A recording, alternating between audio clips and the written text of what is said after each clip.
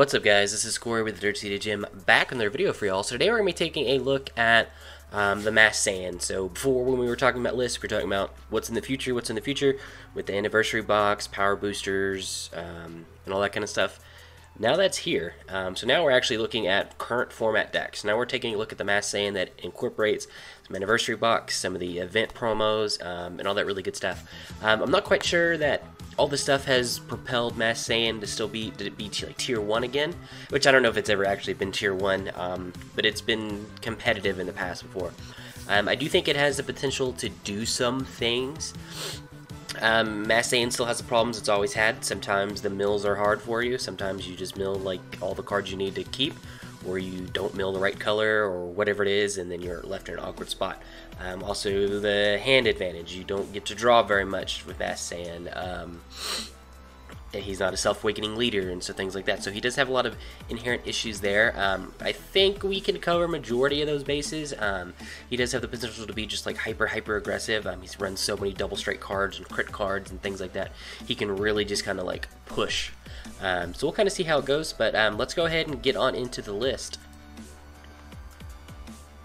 Alright, so first up we got our leader, the Masked Saiyan, and then on his backside he's Bardock Unbound. So activate main once per turn. Place the top 3 cards of your deck in your drop area. If you place a black card in the drop area with this skill, this card gains critical for the duration of the turn. If a card of any other color is placed in the drop area, this card also gains plus 5k for the duration of the turn. So if you flip black-red in this deck, he becomes a 15k crit on the front. On the back side, he's the same thing. You flip the top 3, he gets crit and plus 5k. So on his backside, he becomes a 20k crit. So pretty strong there.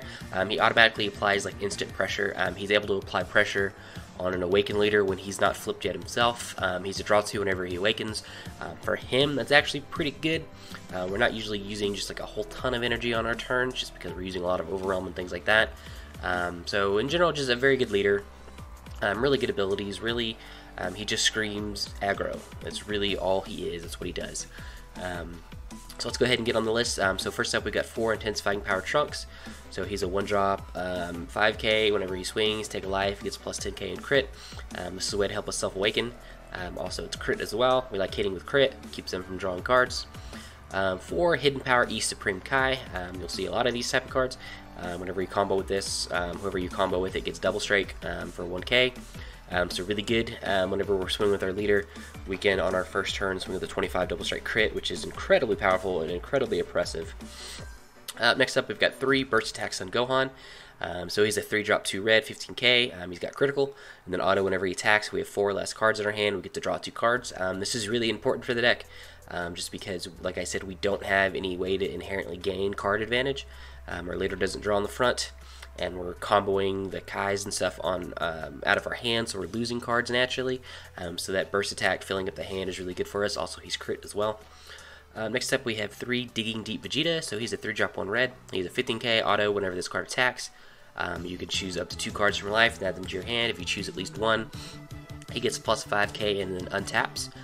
So he effectively becomes a 20k dual attack. This is a really good way for us to self-awaken. Obviously, with the trunks, we're probably not going to get a whole ton of awakening out of that. We'll probably get like maybe 1 or 2 for lucky. And the Digging Deep Vegeta can kind of finish it off to make sure we get the flip. And he's just a really good mid-game, late-game attack too. Just being able to 20k dual attack is just very good. Next up, we've got 4 Furthering Destruction Choppa. So again, this is another double strike card. Like I said, you're going to be seeing a lot of these. These just really help boost our leader up, make sure we're as oppressive as possible. We've got a lot of crit attackers anyway. Double strike crit is just really hard to deal with. Next up, we have 3 Chain Attack Trunks. So he's really good. He evolves off the Intensifying Power Trunks. This lets us for 2 put in a Burst Attack on Gohan or a Digging Deep Vegeta instead of having to pay their actual energy cost. Lets us swarm the board a little bit, get extra bodies out. He can also attack active bone battle cards, which in certain situations is really good. Just all in all, he's really good. You never want to actually hardcast him. You hardcast for 5. You would evolve him for 2 red if you can. Next up, we've got Vegeta Time Regulator. So this is one of our first new cards. This is from the event promos. So this card, if you don't know already, this card is incredibly good. and then be incredibly expensive. Like right now, I believe these are sitting like 25-30 bucks almost a pop. It's well worth it though, for what it does. So it is a 2-drop, it's black, so it's colorless, auto once per turn. Whenever you play a battle card using Overwhelm, choose up to 2 black battle cards with an energy cost of 7 or less in your warp and place them at the bottom of your deck in any order. If you place the battle card at the bottom of your deck, draw a card. So what this lets us do is recycle the cards that we're using, cards that we mill that we didn't want to mill that we want to find later. Specifically, this helps us get our super combos back. Sometimes Masked Saiyan gets unlucky and just mills their super combos off his ability, and we just lose out on those. But with Vegeta, we're able to get those back. Also, we're able to draw cards. Like I said, we're using a lot of Overwhelm in the deck, so he's able to help us draw on a regular basis, which is just really, really good. And it also keeps us from decking ourselves out. Next up, we've got 3 Revived Ravager Vegeta. So he's a 3-drop. He's critical, Overwhelm 3, auto whenever you play this card with Overwhelm. Place up to 3 cards from the top of your deck in your drop area. So this is just a really good, cheap crit swing. He also fills up the drop area again, so we can go into bigger threats the next turn after we use our leader ability. So really good stuff. He's also a just 15k crit, and he's a 15k, so we can just play him with chain attack if we absolutely have to. We don't get the mill effect off of him, but we just get a 15k crit that sticks, which is pretty good. Next up, we've got 3 Bardock Awaken Instincts. So he is an Anniversary Box card. He's a 4-drop, Overwhelm for 4. Auto, whenever you play this card with Overwhelm, draw 2 cards. Then choose 1 card in your hand and place it in your drop area. So again, this is more just hand draw for us. He's a 20k body, which is really good. We can get 4 in the drop relatively easy. We mill 3 off the top and then combo a Kai with our leader. We're already there. So he's pretty good. Like I said, he's 20k and he's a draw. The draw is really good because we're not getting a whole ton of draw out of the deck. Next up, we've got 3 Masked Saiyan, the Mysterious Warrior. So he's a 5-drop, Overwhelm 5 for 1. Double strike. And then auto, whenever you play this card using Overwhelm, choose any number of your battle cards or your opponent's battle cards without blocker, for which the total cost adds up to 5 or less, and then send them to their warp. So he's really great board removal. He's wide board removal. He moves a lot of like 1-drops and 2-drops. He's incredibly good in the Victory Stripe type match, or not Victory Stripe, excuse me, the Vanilla Q, Kid Q matchups. He can get rid of a lot of the vanillas. He can get rid of a lot of the 1-drop Gokus and things like that at one time, which makes him incredibly powerful. Plus, he's just a big 20k double striker, which is good.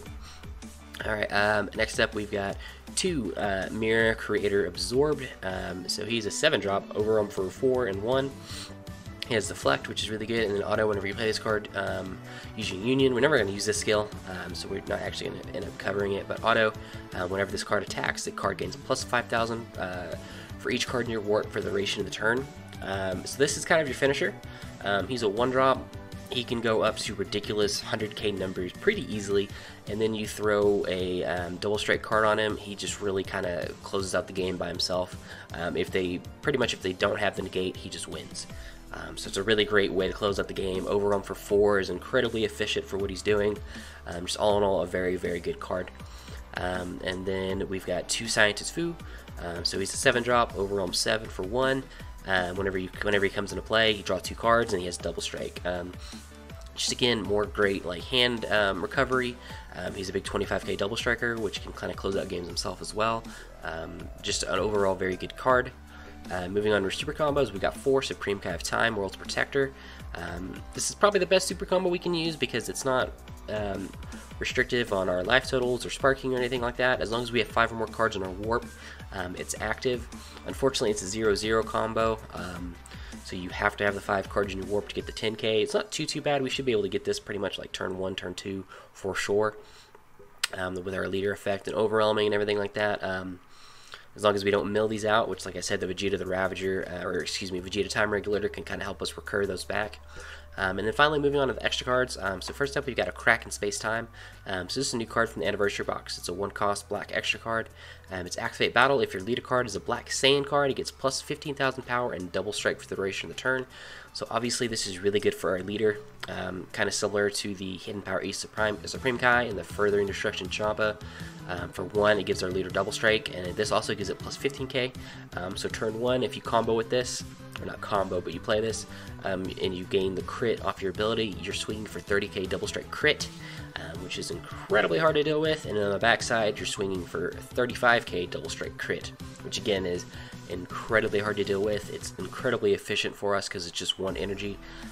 Just makes Mass Saiyan. This is kind of the card, one of the cards of this and the time regulator that are really kind of pushing Mass Saiyan into the forefront, where people are interested in playing it and kind of getting a feel for it. And then finally, we've got 4 Power Burst. So our Sparking Negate.